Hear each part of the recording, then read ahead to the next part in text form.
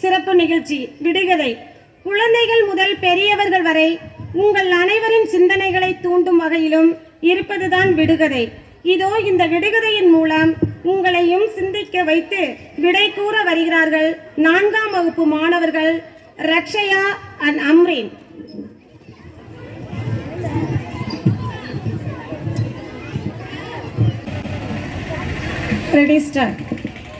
அனைவருக்கும் இனிய மாலை வணக்கம். விடுகதைகள். முதல் கேள்வி. நீலவால் குதிரையின் வால் ஓட ஓட குறையும், அது என்ன? தையல் ஊசியும் நூலும். சரி. உயிர் இல்லாதவனுக்கு உடம்பெல்லாம் நரம்பு, அது என்ன? பாய். சரி. ஓடத் தெரியும் ஆனால் நடக்க தெரியாது, நான் யார்? தண்ணீர். சரி. நூல் நூற்கும் ராட்டை அல்ல, ஆடை நெய்யும் தறி அல்ல, அது என்ன?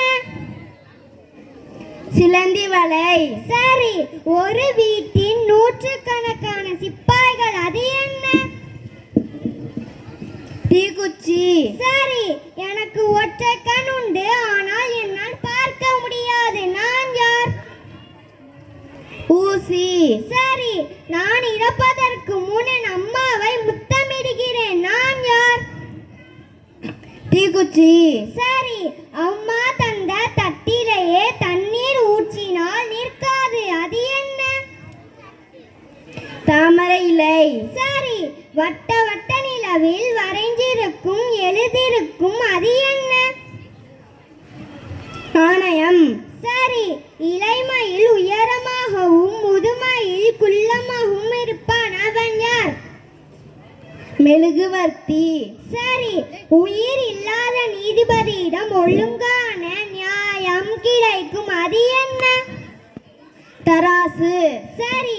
ஒரே வயிற்றில் பிறந்தாலும் ஒருவன் ஓடுவான், ஒருவன் நடப்பான், அவன் யார்? கடிகாரம். சரி. கழுத்துண்டு தலை இல்லை, கையுண்டு விரல் இல்லை, அது என்ன? சட்டை. சரி.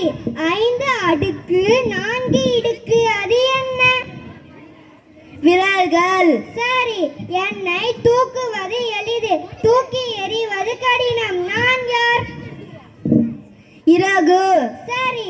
பெட்டியை திறந்தால் பூட்ட முடியாது, அது என்ன? தேங்காய். சரி. சாப்பிட கொடுத்தால் உயிர் வாழ்வன், கொடுக்க கொடுத்தால் நாசாவன், அவன் யார்? நெருப்பு. சரி. கண்ணாடி குண்டு காற்றிலேயே மிதக்குது, கையால் தொட்டால் காணாமல் போகுது, அது என்ன? நீர்க்குமிழிகள். சரி.